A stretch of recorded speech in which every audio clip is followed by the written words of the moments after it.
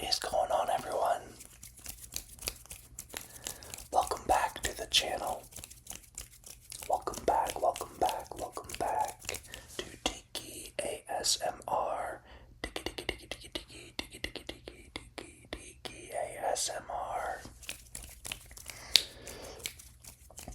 Today I wanted to do my movie review and thoughts on Friendship, starring Tim Robinson and Paul Rudd, which is a new A24 comedy movie. So I'll mix in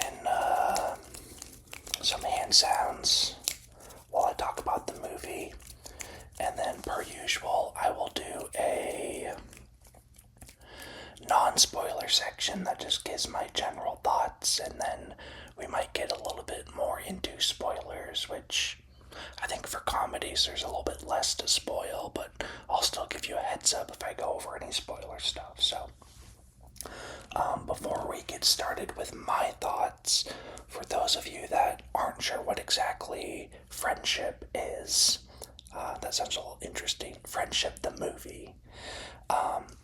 The description is, quote, a suburban dad falls hard for his charismatic new neighbor. And then the subline is, men shouldn't have friends. So it's a comedy movie about this guy who becomes friends with a new guy that enters his town, moves into the new house down the street, and Paul Rudd is essentially the new neighbor that he really hits it off with and starts to really like. And the movie's just about like their relationship and how Tim Robinson's character copes with hanging out with Paul Rudd and kind of changing his lifestyle or just the way he views the world, only for it to kind of collapse or crash down inward on top of him. So, as I mentioned, the two leads are Tim Robinson and Paul Rudd, but Kate Mara is also in the movie as Tim Robinson, who plays Craig. Kate Mara is Tammy, who is Craig's wife, and I think she does a really good job as a little bit more of a grounded character that helps put up with some of the absurdity in the film. And then there's some other good characters that play smaller roles in the movie as well that I really liked.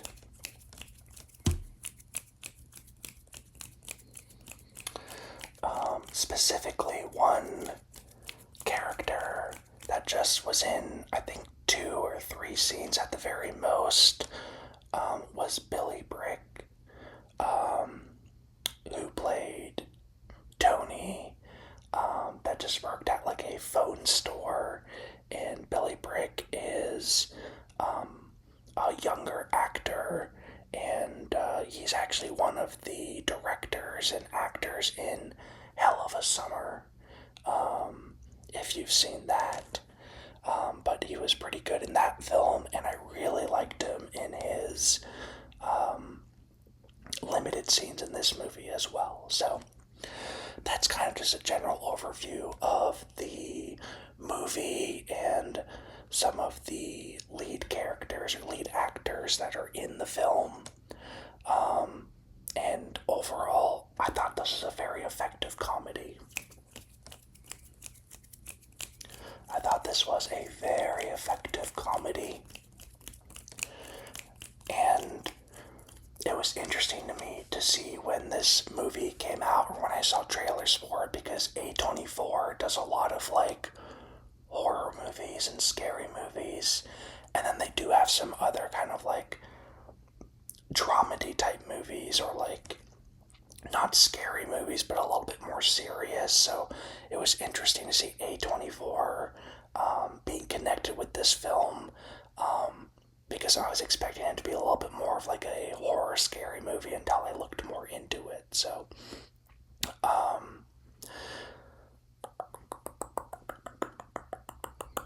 what else? Just a couple other things that I wanted to get into before doing a little bit more spoiler stuff.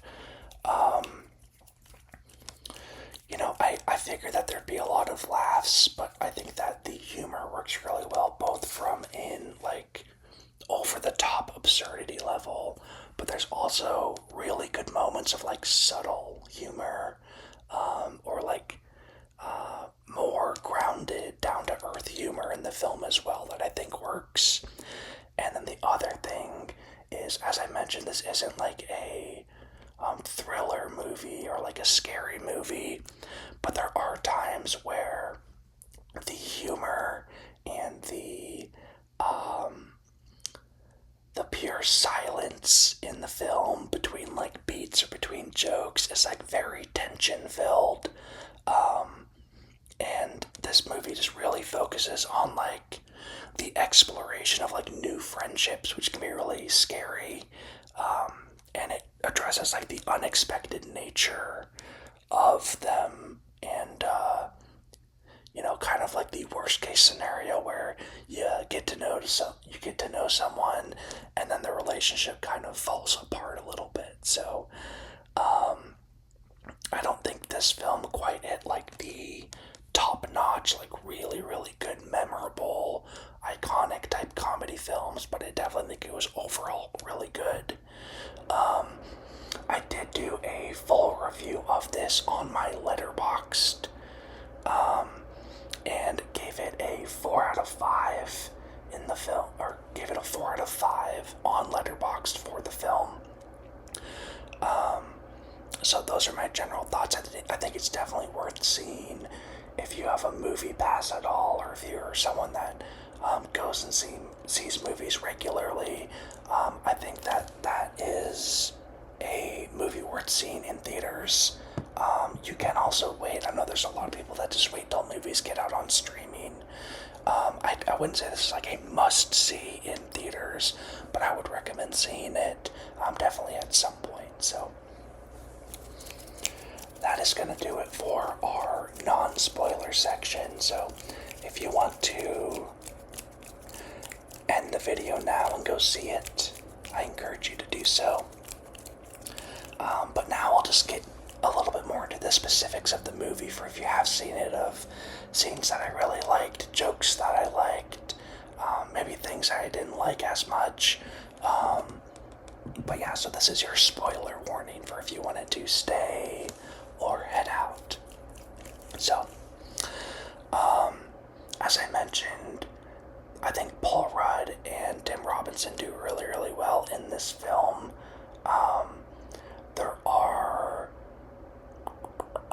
I'd say there's a handful of jokes or premises that don't work nearly as well for me throughout the movie, but overall, I'd say 75-80% of the jokes are hitting, which is really what you look for in a comedy movie.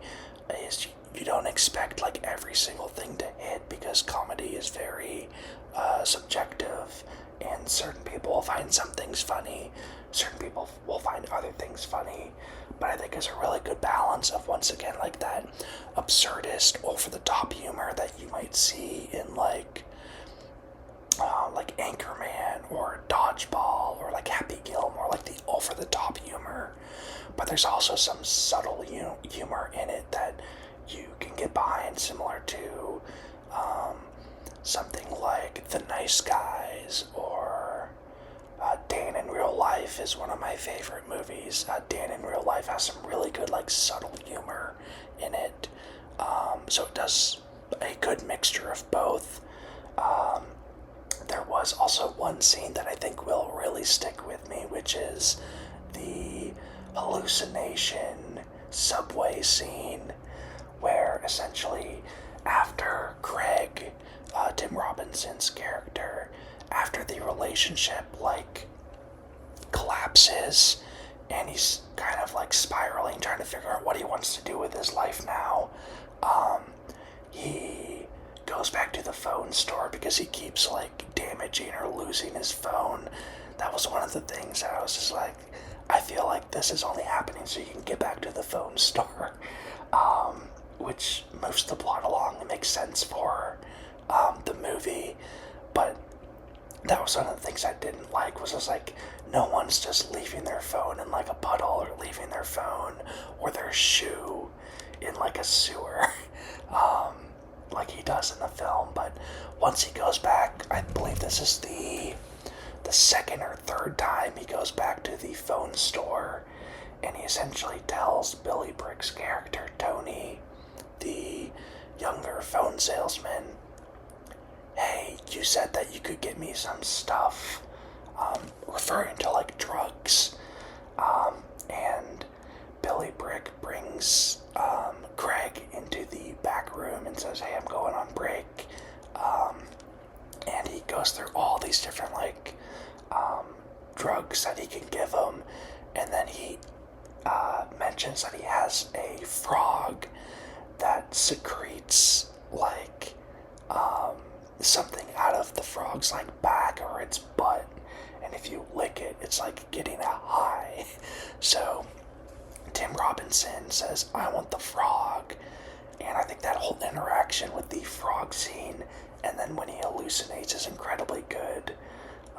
Because he's like, what do I feed it? And Billy Brick's like, no, you're not like keeping the frog. It's just for a single lick of the frog's back/butt. And so Billy Brick's character, Tony, he sets him up, gives him like a place to lay down in the back break room or wherever he is. And he's like, I'll be back. I'm going to go get something to eat and drink. So he's like, I got to go get my Red Bull and something else. But in the hallucination where he starts to trip, Craig is just in a Subway and he's ordering a sandwich with Paul Rudd being the one who's making a sandwich. And then Tony returns into the room and wakes him up and says, how was your trip? Did it feel like 3 to 4 months? Because that's what it feels like to some other people when they hallucinate on the frog secretion. And Tim Robinson essentially goes, no, it was just like a couple of minutes, like 30 seconds, a minute. And then Billy Brick's like, well, what did you learn? What did you do? And he goes, I was at Subway. And then he's like, what did that teach you? And he goes, nothing, I just ordered a sandwich. So like that whole sequence I thought was really good. Some of the stuff that's a little bit harder to watch, I know my fiance doesn't like the like cringe humor of just like, oh, it's so awkward, hard to watch humor. And there was definitely a couple moments like that. Like the initial scene where Paul Rudd and his other friends look at Tim Robinson and go like, oh, he's weird, like I don't want to hang out with him again. They're like boxing in the garage, and Tim Robinson gets hit in the face a couple of times. So then he essentially sucker punches Paul Rudd and like knocks him out. So that's bad in general. But then to follow that up, he puts bars of soap in his mouth, and then he's just like talking. He's like, oh, I'm a bad boy. I know what I need to do. And it's like, okay. So the whole like falling out sequence is one of those like so awkward and cringe and hard to watch. And I don't mind that sense of humor, but it's definitely not something that's going to sit well with everyone. I think for some people that's just like, I want to turn it off. That's not fun to watch. Whereas some other parts of the movie are more like laugh out loud, haha, funny. This one's more like kind of cringe, awkward. And then there's a couple other scenes like that too, where he eventually gets the gun from Paul Rudd's house, where he essentially like breaks into his house, and there's like cringe moments with that as well later on in the movie. So that was some of the parts that I didn't like as much, just because like I'm not as into the cringe humor. I don't mind it, but I definitely prefer like other like witty banter types of humor, or over the top, or a little bit more like subtle creative types of humor, whereas the cringe awkward humor is a little bit more hit or miss for me. So that's a little bit more of a negative aspect of it.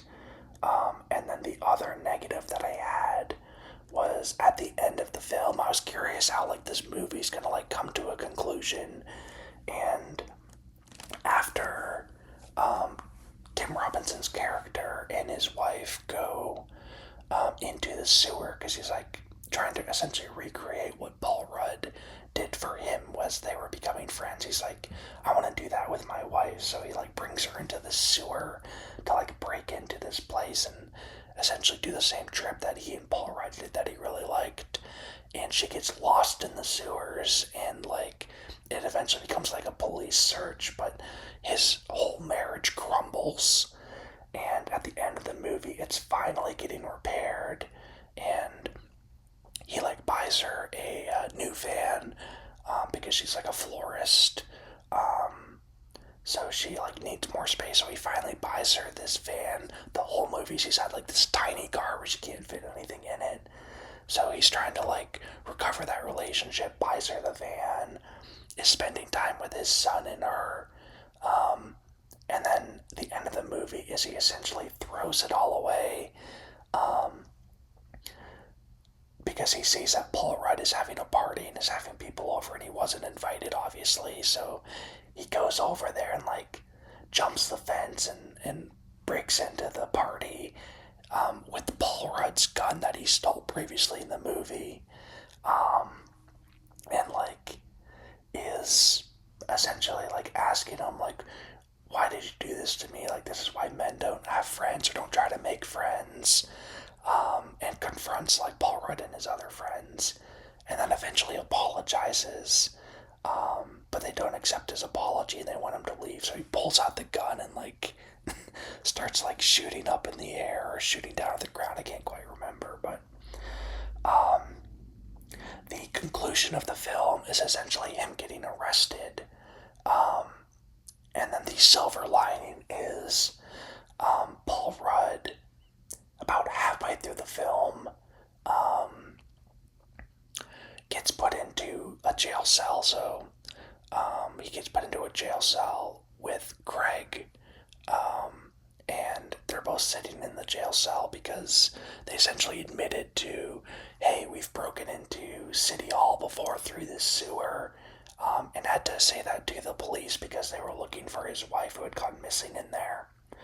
And Paul Rudd like slips in some piss in the like jail cell, and when he falls, it turns out that he has like no hair, like he's balding, and has like a wig on, like a hairpiece.